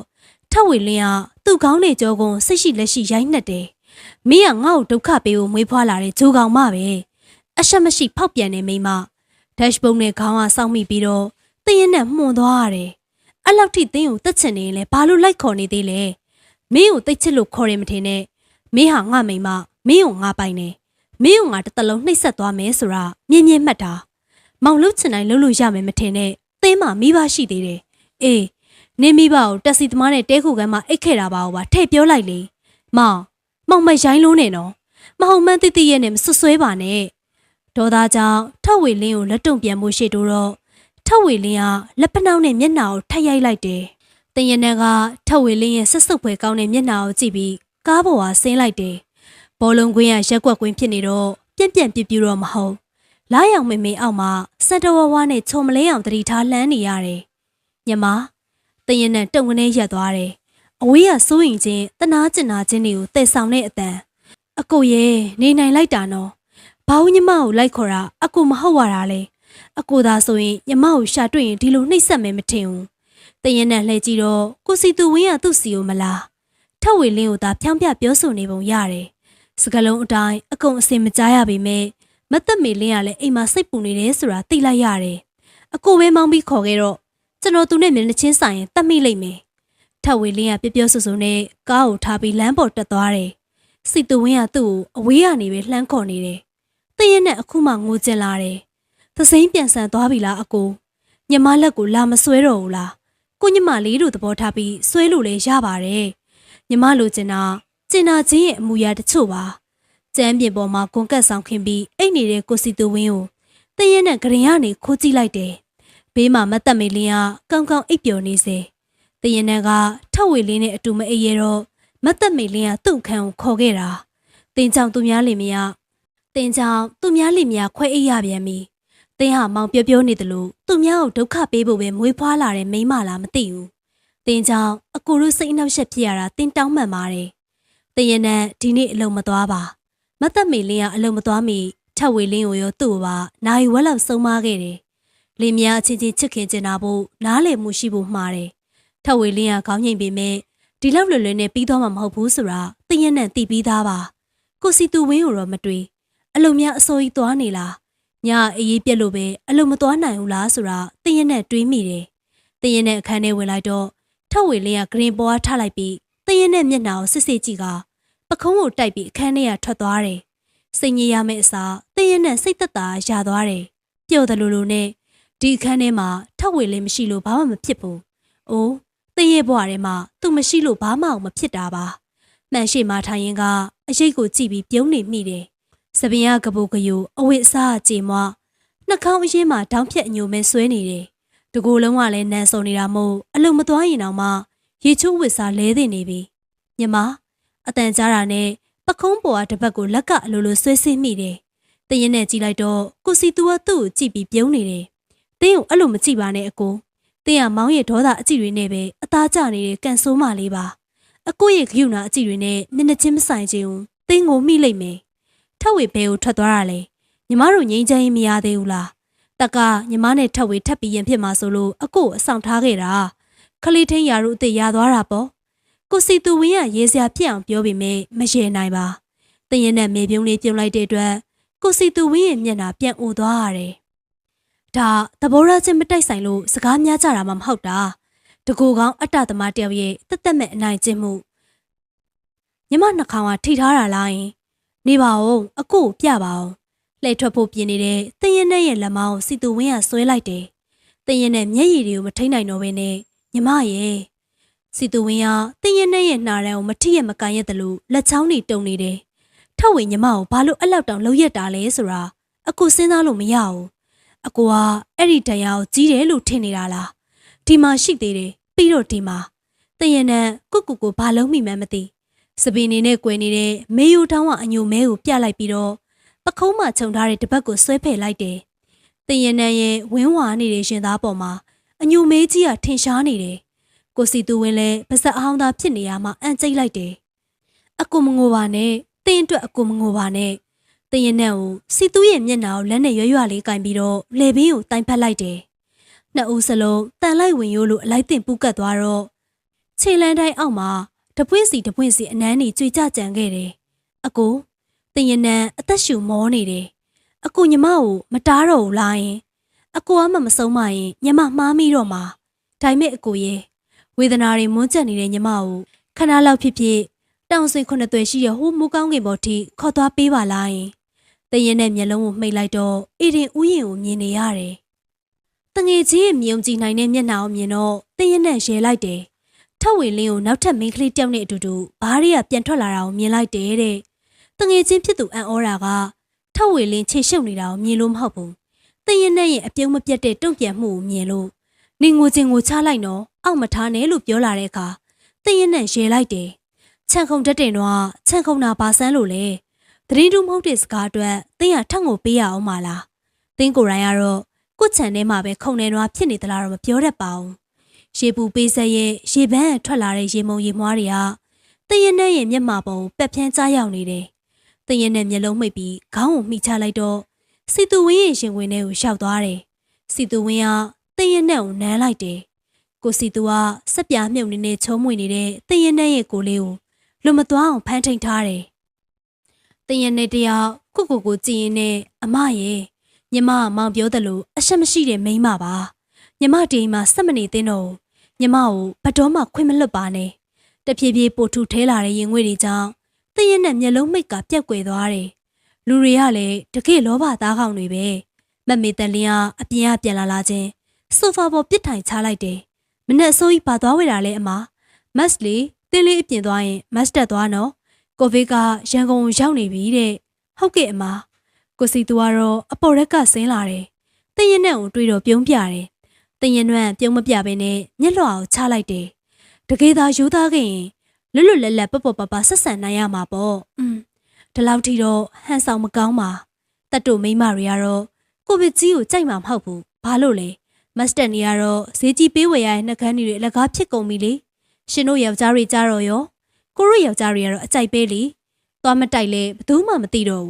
းလေကဆင်းလာတဲ့ထက်ဝေလင်းကရောပြီးရရမှာတရင်နဲ့ကိုတွေ့တော့မျက်နှာတီသွားတယ်ဒါကိုမတ်မေတက်လင်းကမြင်ပြစ်အောင်မြင်သွားပြီးတော့မောင်ဖြစ်သူမျက်စောင်းထိုးလိုက်တယ်အဲဒီနောက်စကားသွားပြောဆိုတဲ့အတိတ်ပဲနဲ့တရင်နဲ့ဘက်ကိုမေးထိုးပြတယ်ထက်ဝေလင်းစိတ်မပါလက်မပါနဲ့တရင်နဲ့ဘေးကခုံဆွဲထိုင်လိုက်ပြီးတော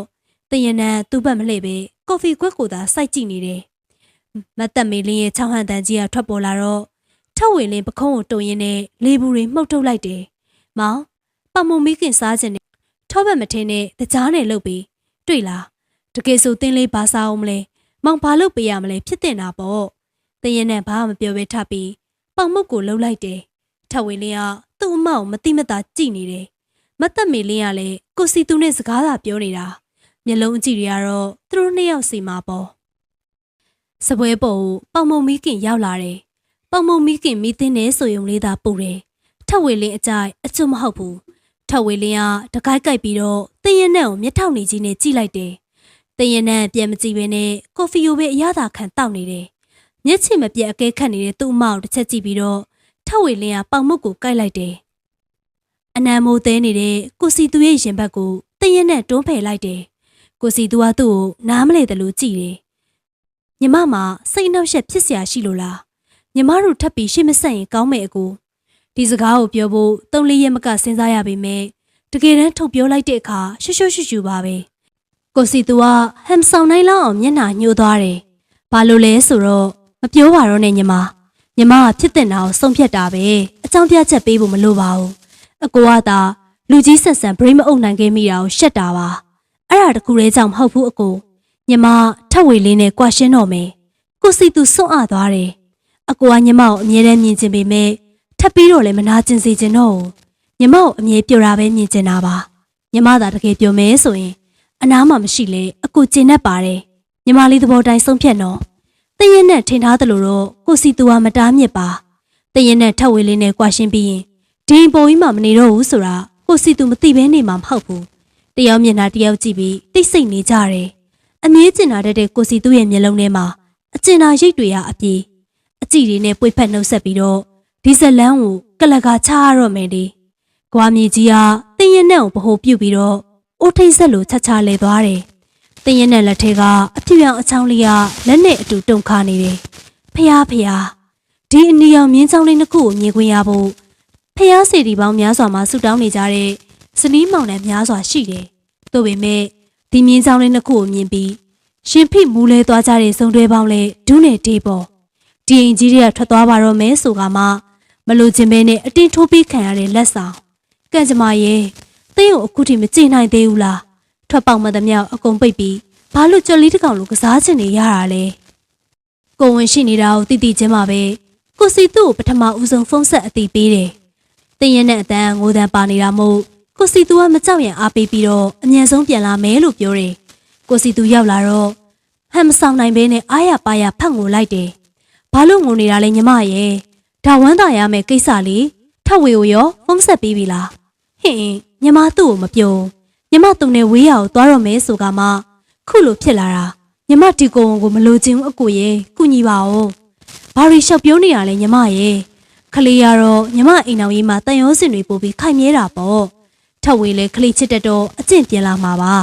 ညီမကိုလည်းပို့ချစ်ပြီးတော့အယူဆိုင်လာမှာပါကိုစီသူရင်ခွင်ထဲမှာတင်းရင်နဲ့ခေါင်းကိုထိုးဖွက်လိုက်တယ်အားရအောင်ပွေဖက်ပြီးမှကိုစီသူကတင်းရင်နဲ့ရဲ့လက်မောင်းလေးကိုကင်ပြီးအသာခွာလိုက်တယ်ညီမပြောတော့ထက်ဝေကိုမျက်နှာချင်းအောင်မဆိုင်ခြင်းဘူးဆိုအခုကြတော့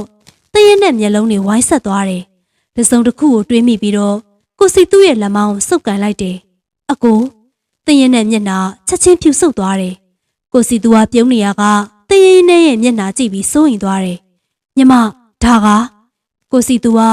လက်သီးဆုပ်ကိုကိုက်နေမိတယ်။စပင်းနေထိုးဖွာရင်းနဲ့ခုံပေါ်မှာချစ်ပြစ်လက်ပစ်ထိုင်ချလိုက်တယ်။အမြဲတည်ငြိမ်နေတဲ့ကိုစီသူဒီလောက်အကျက်ရိုက်နေတာကိုတည့်ရက်နဲ့မမြင်ဘူး။ညီမကိုကဲပါအကိုရဲ့ထပ်ဝေးသိရင်ညီမကိုရဆရာမရှိအောင်ပြောပြီးတတ်မှာရက်တင်ရလိုက်တဲ့အချိန်မှာမရက်ခဲ့မိတဲ့အကိုတို့ရဲ့အပြစ်ပဲ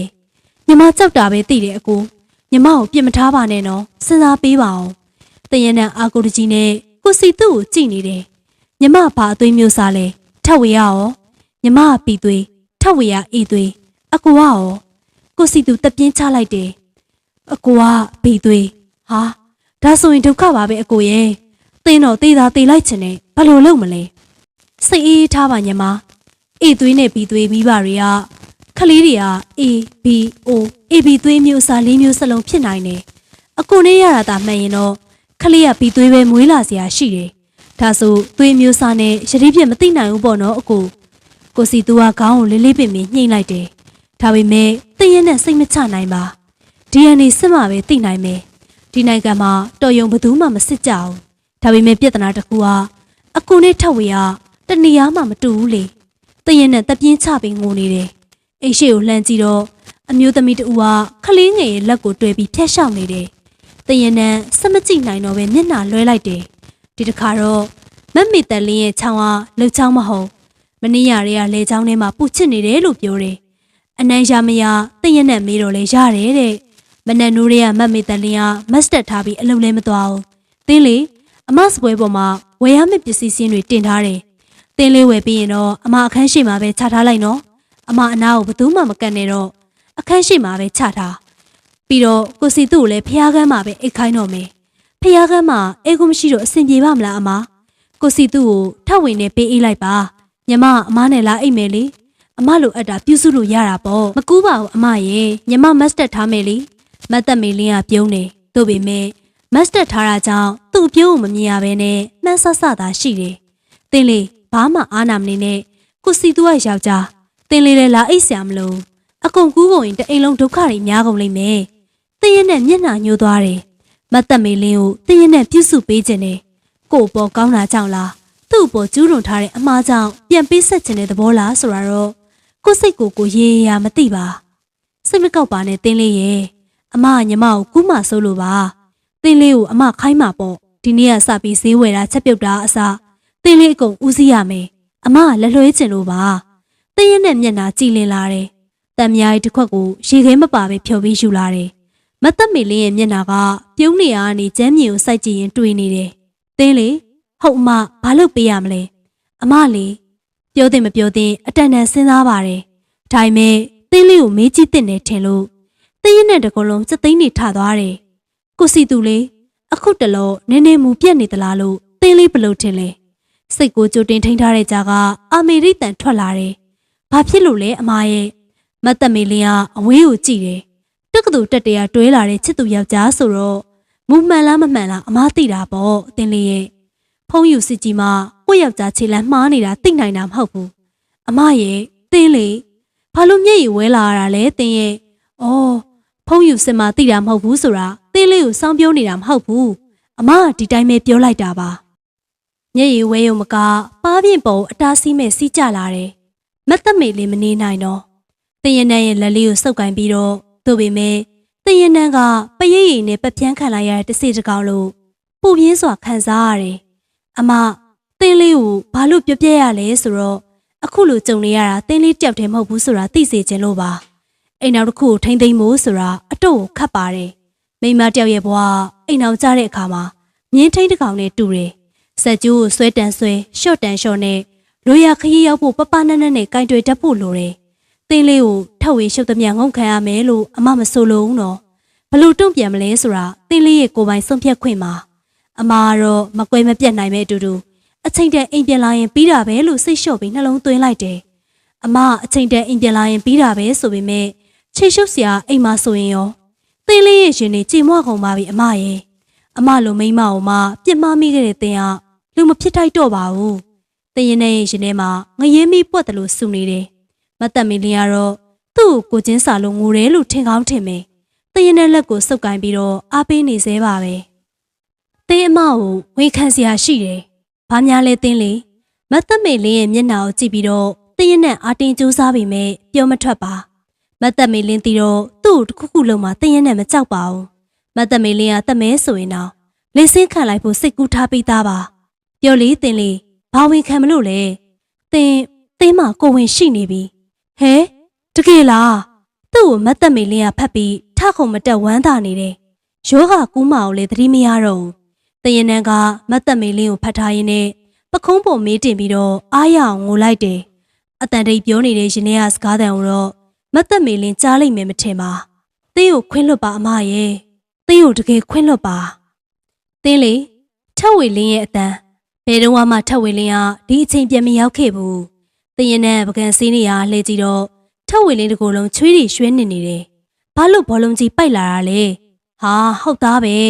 မောင်သတိမထားမိလိုက်ဘူးမမဖုန်းဆက်တာနဲ့ချက်ချင်းပြေးလာတာ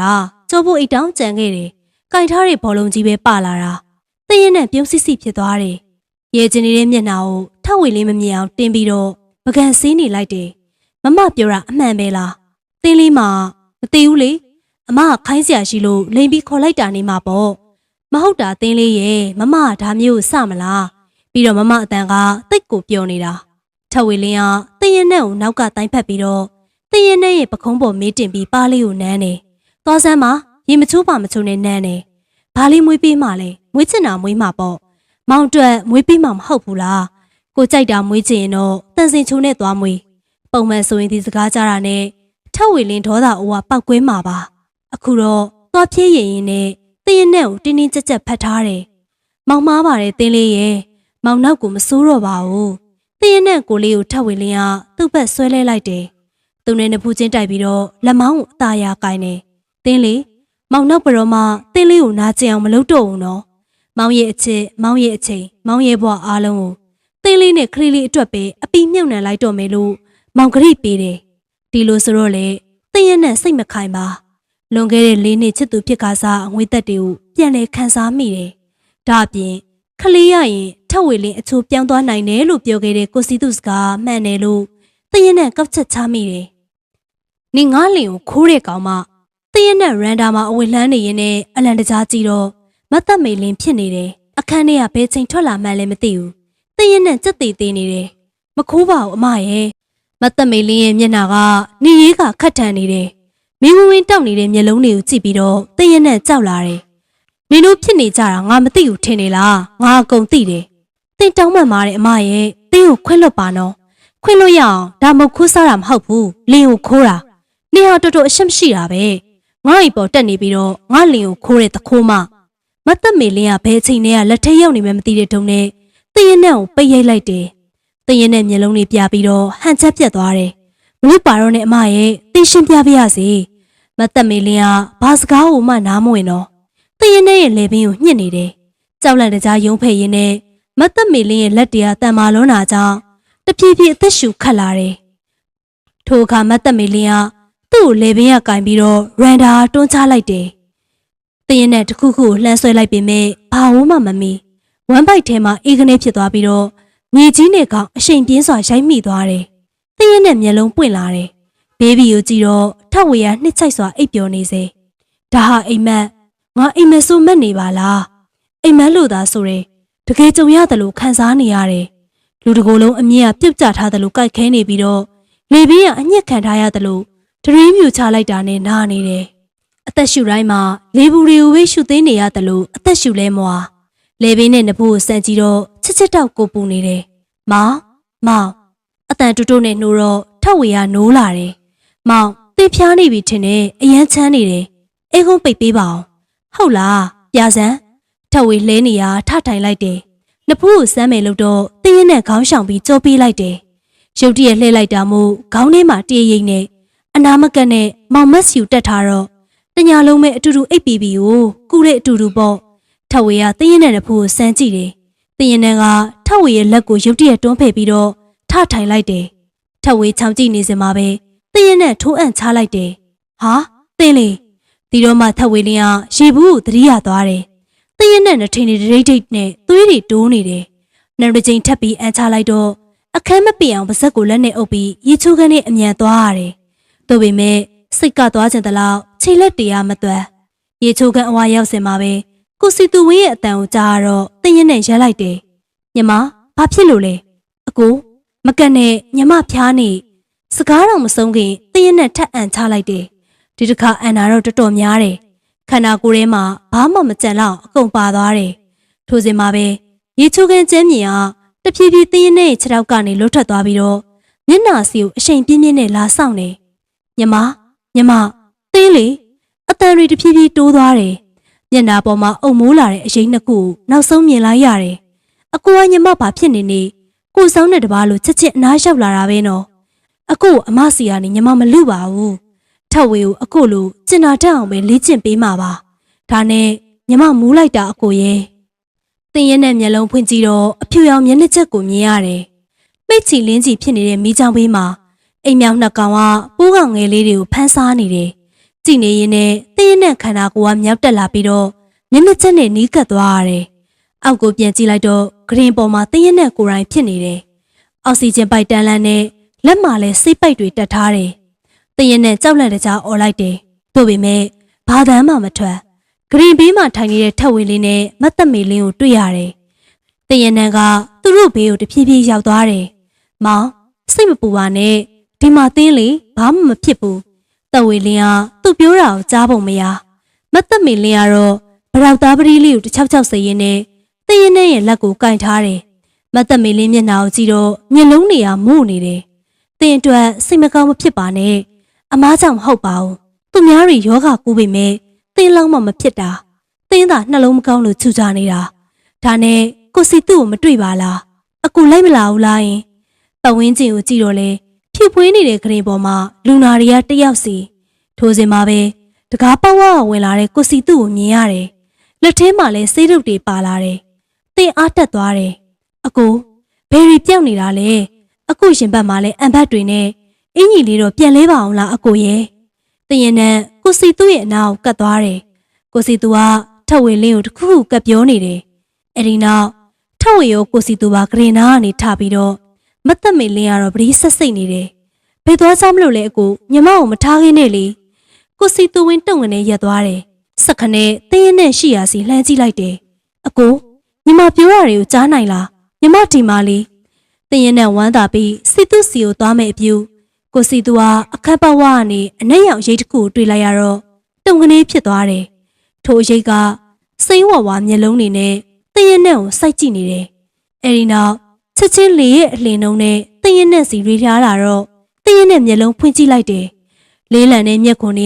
ဖွင့်မရအောင်ပိတ်ထားတယ်။အတန်တွေကိုကြားရတယ်။ရေအောက်မှာကြားနေရတဲ့အတန်တွေလိုခက်ထုံထုံဖြစ်နေရကတဖြည်းဖြည်းကြည်လင်ပြတ်သားလာတယ်။ပုံမှန်ဆိုရင်တော့ကိုဗစ်ဖြစ်တဲ့သူတွေမှာဒီညမလောက်အောက်ဆီဂျင်မြင်မြန်ကျသွားတဲ့သူမရှိဘူး။သူကကိုဝင်လဲရှိနေတယ်။အများကြီးအန်လိုက်တဲ့အတွက်အားရီလည်းနှဲသွားတာ။ပြီးတော့ငကိုတွေကနှလုံးခုန်မှုမမှန်တာလည်းရှိနေတယ်လေ။ဟုတ်လားဆရာ။ကျွန်တော်တကားမှသူပြောတာမကြားမိဘူး။ပုံမှန်ဆိုရင်သိမသိတာဘူးလေ။နှလုံးခုန်မြင်ုံလောက်ပဲခံစားရတာ။သူကိုယ်တိုင်နောက်မှသိချင်းသိမှာဓာတ်မှန်မှတွေ့ရတာ။သွေးဖြေမှလည်းCRP ရောအသက်အဆိုင်နဲ့ရောနှလုံးအဆိုင်တွေရောအရန်တက်နေတော့စိုးရင်ရတယ်။ဒါကြောင့်စစ်စီယူထဲမှာထားရတာဆက်ဆောင်ကြည့်ရအောင်မယ်။တင်းလေတတိယပြီလား။မတ်သက်မေလင်းကလက်ကိုစုပ်ကိုင်းပြီးမေတော့တင်းရင်နဲ့ခေါင်းငိမ့်လိုက်တယ်။ဆီအောင်ဝနှစ်ချက်နဲ့ကတ်နားထောင်တယ်။အဲဒီနောက်အောက်ဆီဂျင်ပမာဏကိုချိန်ညှိပြီးတော့အမမအိပ်ရသေးဘူးမလား။တင်းရင်နဲ့ရဲ့လေသံလေးကခက်ရဲရဲ။မတ်သက်မေလင်းကတင်းရင်နဲ့နားထီတိုးထိုင်ပြီးတော့နေတိုင်းအိပ်ဖူးနေတာပဲလေတရက်တလေမအိပ်တာဘာဖြစ်လို့လဲတင်းအမကိုဒုက္ခပေးမိပြန်ပြီနော်တင်းဟာလူတိုင်းကိုဒုက္ခပေးဖို့မွေးလာတဲ့သူထင်တယ်တင်းလေဘာမှရှောက်စင်းစားမနေနဲ့ကျမ်းမအောင်မဲနေထက်ဝေနဲ့ကိုစီသူကတော့နေ့လေစာသွားစားတယ်အမလည်းသွားစားအောင်လေသူတို့ပြန်လာမှပဲသွားမယ်တင်းလေးကိုတယောက်တည်းစိတ်မချဘူးတင်းရဲ့နဲ့ဘာမှထပ်မပြောတော့ပါမျက်လုံးကိုပြန်မှိတ်လိုက်တယ်ဂရင်ပေါ်မှာကြီးနေရတော့နေ့ရက်တွေဘလောက်လွန်နေပြီလဲဆိုတာမမှတ်မိတော့ပါဘူးလူခန္ဓာကိုယ်ကလက်လေးမြောက်တာတောင်အောက်ဆီဂျင်ကျပြီးမောပေမဲ့စိတ်ကတော့ပိုပြီးကြည်လင်လာတယ်မျက်လုံးတစ်ခါမှိတ်ရင်ခဏလေးလို့ထင်ရတယ်မျက်လုံးတစ်ခါဖွင့်ကြည့်လိုက်ရင်လေ အနားမှာကိုစီသူနဲ့ထက်ဝေတို့မောင်နှမအဝတ်အစားတွေပြောင်းလဲသွားကြတယ်ပထမဆုံးဆေးရုံရောက်တဲ့ရက်ကပေါ်ပါတဲ့ခန္ဓာကိုယ်တင်းရင်နဲ့ပြန်တောင်းတတယ်တို့ပေမဲ့မမြင်အပ်တဲ့အရာတွေကိုစိတ်ကူးလိုအိမ်မက်လိုနဲ့မြင်ရမှလဲတင်းရင်နဲ့ကြောက်တယ်ဆရာဝန်ကစစ်တစ်တစ်မျိုးလာသွင်းပေးတယ်တင်းရနေရမမင်းနဲ့ဖေဖေကိုသတိရလိုက်တာလော့ဒေါင်းတွေလှုပ်ထားလို့လာလို့မရဘူးဆိုတာသမီးနားလဲပါတယ်စိတ်မပူကြနဲ့နော်ဒီမှာသမီးကိုအားလုံးကဂရုစိုက်ပေးကြတယ်သမီးလိုချင်တဲ့ကျင်နာမှုတွေလည်းအခုအားလုံးကပေးနေကြပါပြီမတ်သက်မေလင်းရဲ့မျက်လုံးထဲမှာခန်းစားချက်တွေရောထွေးနေတာတွေ့ရတယ်။တင်းရဲ့နဲ့မနက်ကအတော်မောထားတော့အောက်ဆီဂျင်ကိုမပြတ်တမ်းရှူနေရတယ်။တင်းလေအမမလည်းကိုဝင်ရှိနေပြီ။ဝမ်းသာလိုက်တာအမရဲ့ဟိုလူကြီးကအတော့ဆိုးတာပဲနော်။အမတို့တော်တော်ပျော်နေကြမှာပဲ။တင်းလေးပျော်လိုက်တာ။တင်းရဲ့နဲ့စကားမပြောနိုင်တာကြောင့်လက်မလေးထောင်ပြပြီးပြုံးလိုက်တယ်။အသက်ကိုခင်းရင်းစွာရှူနေရသေးပါပဲ။မတ်သက်မေလင်းကမျက်နှာကြီးရှုပ်နေတာသိတယ်။ကလေးတွေကြီးလာရင်အချင်းချင်းအဖော်လို့ရတာပေါ့အမကနောက်တစ်ယောက်ထပ်ယူဖို့မဖြစ်နိုင်တော့ဘူးလေအသက်ကကြီးပြီတင်းရင်နဲ့တခုခုပြောမယ်လို့တော့မတ်သက်မေလင်းကတင်းရင်နဲ့ရဲ့နှကန်းသားကိုကပ်ပြီးနားထောင်တယ်တင်းနိုင်တယ်တင်းရင်မွေးမှာဟုတ်တာပေါ့တင်းလေးရဲ့တင်းလေးအရင်ဥသွားတာပေါ့စကားကိုအာယူပြောလိုက်ရတော့တင်းရင်နဲ့မောသွားတယ်တင်းရင်နဲ့နေရတာမသက်တာဘယ်တော့မှအလုပ်တကူးလို့မထင်ခဲ့တဲ့အသက်ရှူခြင်းလေဝင်လေထွက်တိုင်းကိုအားဆိုင်နေရတယ်အနားကိုငဲကြည့်လိုက်တော့ကိုစီသူနဲ့မတ်သက်မေလင်းကတယောက်လက်ကိုတယောက်စုပ်ကင်ထားတယ်။အဲဒီနောက်ဖုန်းဝင်လာတော့မတ်သက်မေလင်းကအခန်းပြင်ကိုထွက်သွားတယ်။ကိုစီသူကတင်းရင်နဲ့လက်ကိုစုပ်ကင်ထားတယ်။အသက်တက်များစီးကူးလာသလိုတင်းရင်နဲ့နှလုံးအိမ်နဲ့ပူနွေးလာတယ်။အကိုစီသူကတင်းရင်နဲ့မျက်နှာနားကိုနားကပ်ပေးတယ်။ညီမကလေးကအကူနဲ့ရတာမဟုတ်ဘူး။ကိုစီသူဝင်းရဲ့မျက်လုံးတွေကျဲလာတယ်။တင်းရင်နဲ့ကိုမယုံကြည်သလိုကြည့်တယ်။အကူဂယုစိုက်တာခံချင်လို့ညီမလိန်ပြောခဲ့တာပါညီမကလေးကထက်ဝေနေရတာဘာရီပြောင်းလဲသွားမှမို့လို့လဲညီမရဲ့အကူကလေးဟုတ်မဟုတ်ညီမကိုညီမလေးတယောက်လို့စကယုစိုက်မှာပါတင်းရင်နဲ့ခေါင်းငိမ့်လိုက်တယ်သူ့လူချင်းနဲ့အဖေအားထားပဲတင်းရင်နဲ့မျက်လုံးလေးကိုမှိတ်ထားလိုက်တယ်အကူစိတ်ဖြောင့်စေချင်လို့ညီမလိန်မိပြီအကူလူတယောက်ကနောက်ဆုံးချိန်မှာအမှန်တရားတွေကိုပဲဝန်ခံတတ်တယ်ဆိုပေမဲ့ညီမရဲ့မူသားအကူနဲ့အမအတွက်အကျိုးရှိမယ်ဆိုရင်အဲ့ဒီမူသားအဖြစ်ကိုတမလွန်ထိတည်သွားဖို့သင်ဝင်မလေးပါဘူးအကိုလောင်မတ်သက်မေလင်းရဲ့အတန်ခလန်းလန့်ဖြစ်ပြီးတော့လူရထပ်ပိုကျနေတယ်ကိုစီသူဝင်းကတင်းရင်နဲ့ကိုကြည့်ပြီးတော့ထထွက်သွားခဲ့တယ်မောင်မြင်လာလေတင်းရင်နဲ့ခလေးလက်ကိုဆွဲပြီးတော့မြက်ခင်းပြင်ကျဲကြီးပေါ်မှာလမ်းလျှောက်နေတယ်မျက်စိတစုံစိမ့်ဝါရောင်တန်းပြီးတော့လေတိတ်တိုင်းလှပစွာရိမ့်ရွယ်နေတယ်ထက်ဝေကခလန်းလန်းမှာရက်ပြီးတော့ဆက်လိုက်မလားပဲတွေ့ဝင်နေတယ်။မောင်ဘာရက်လုံနေတာလဲမိုးရွာတော့မယ်လေမြင်လားတင်းလေမောင်လာလို့မရတော့ဘူးမိုးတွေရွာတော့မယ်တင်းလေးအမြန်သွားတော့တဖြည်းဖြည်းနဲ့လေကကျန်းလာတယ်။စောစောအထိတာယာနေတဲ့ရှုခင်းလေးမှာအခုတော့လေအဟုန်နဲ့အတူမှောင်မဲနေတဲ့တိမ်တူကြီးကတလိမ့်လိမ့်နဲ့ပေါ့။ရုတ်တရက်မိုးချင်းတန်တဲ့အတူမိုးကတဲတဲမဲမဲရွာချလိုက်တယ်။မောင်ဘာဖြစ်နေတာလဲဘောထဲနစ်နေတာလားတင်းလာခေါ်မယ်လေ။ကလေးကမိုးချင်းတန်ကိုကြတော့ကျူပေါအောင်ငိုနေတယ်။မိုးပေါက်တရကောင်းငင်ပေါ်ကနေမြားစင်ပေါင်းများစွာပြစ်ခတ်လိုက်တယ်လို့အရှိန်နဲ့မြေပြင်ကိုစိုက်ဝင်နေတယ်။တင်ရင်နဲ့ကလေးကိုချီရင်နဲ့လေချမ်းတွေကိုဆန်ကထက်ဝေစီကိုပြန်လှည့်ပြေးတယ်။မလာနဲ့တော့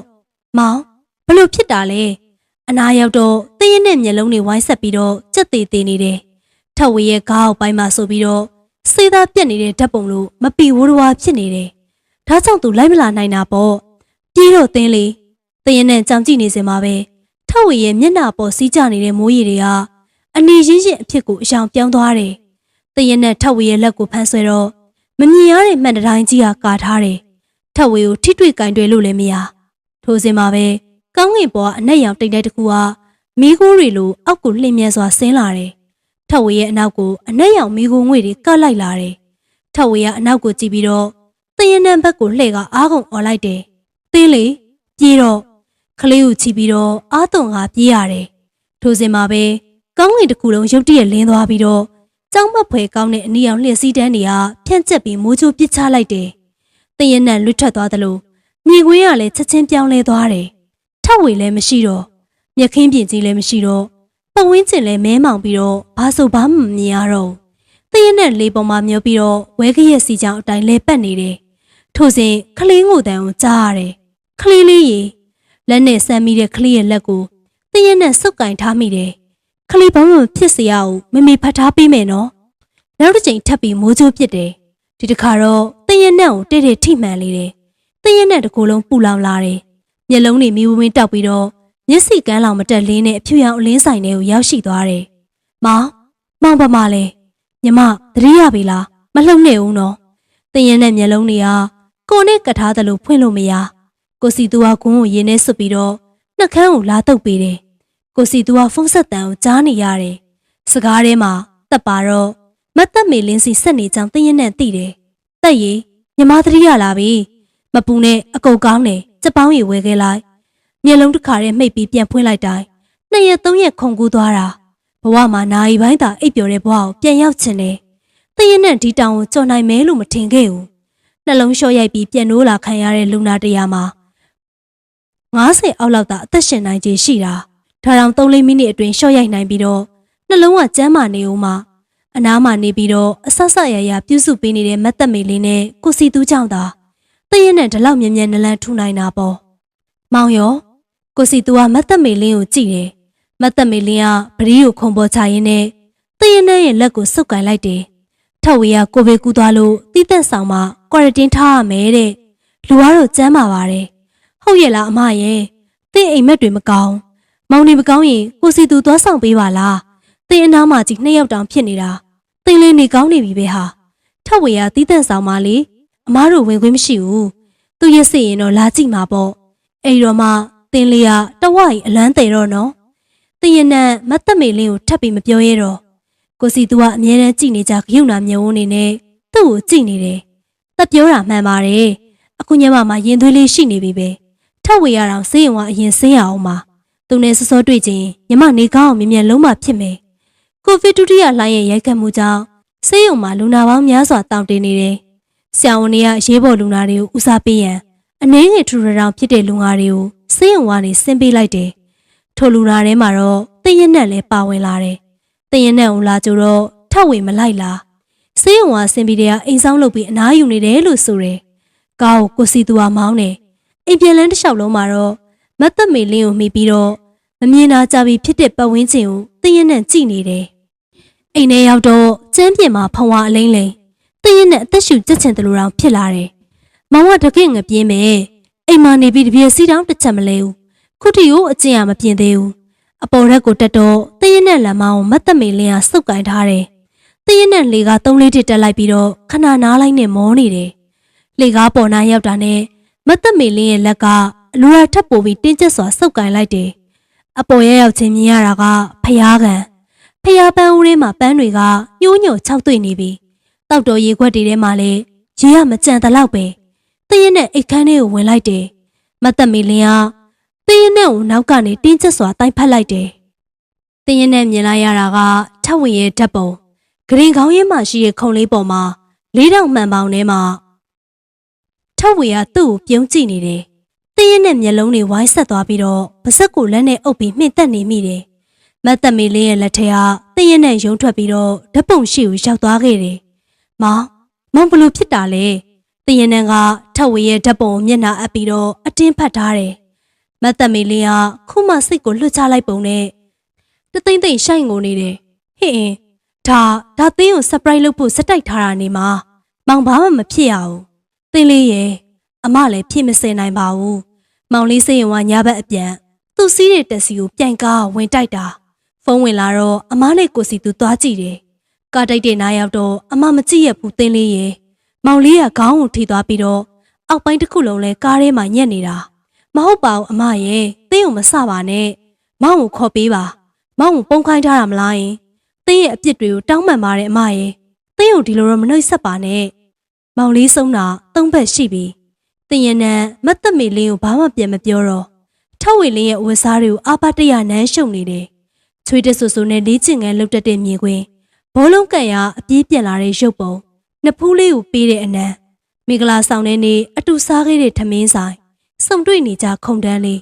ပထမဆုံးချစ်စကားဆိုတဲ့နေ့အနီအောင်ပန်းတပွင့်ပြီးတော့ရင်ခုန်ခဲ့ရဘူးတဲ့မင်းမပြောက်နိုင်တဲ့အတန်သင်ရဲ့နဲ့ကိုကျွန်တော်ချစ်တယ်မောင်ပြောတော့လိမ္မာတော့မယ်ဆိုသင်းနဲ့ကလေးလေးအတွက် မောင်ဘွားရဲ့အချိန်တွေကိုမြုပ်နှံတော့မယ်ဆိုဘာလို့အခုလိုနှုတ်မဆက်ပဲထွက်သွားရတာလဲမတ်သက်မေနေကကိုစီသူ့အချိန်တည်းအိမ်ပြန်လာရင်ပြီးတာပဲတဲ့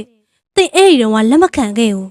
အခုတော့မောင်သာပြန်လာမယ်ဆိုရင်သင်ဘာအောင်မဆိုမျက်စိမိတ်ပြီးခွင်လို့ဖို့အသင့်ပါပဲမောင်ရဲ့သင်စီပြန်လာခဲ့ပါနော်မတ်သက်မေလင်းရှိမာတယ်ကိုစီသူ့ကိုသင်ရင်နဲ့ဖတ်ထားလိုက်တယ်မတ်သက်မေလင်းကသူတို့နှစ်ယောက်ရဲ့အပေါ်ကိုထပ်ဆင့်ဖတ်ထားတယ်အရင်ဆုံးမျက်ရည်ကျသူကစိတ်တက်ကြန့်ခိုင်လာတဲ့မတ်သက်မေလင်းဘလို့မှတားလို့မရတော့ဘူးလားသင်လေးရဲ့သင်လေးမရှိရင်ဒီအိမ်ကြီးထဲမှာအမားတို့နှစ်ယောက်တည်းကြံရစ်တော့မယ်မိဘတွေမရှိတဲ့နောက်ပိုင်းထဝေကသင်လေးကိုအိမ်ပေါ်မှာခေါ်လာတော့မိသားစုဝင်တယောက်ဆိုပြီးအမဝမ်းသာခဲ့တာထဝေမရှိလဲသင်လေးကအမရဲ့ညီမပါမသွားပါနဲ့လားသင်လေးရဲ့တရနန်းကမတ်သက်မေလင်းကိုမျက်ရည်တွေနဲ့မောကြည့်လိုက်တယ်သင်တီအိမ်မှာနေခဲ့တဲ့အတော်တွင်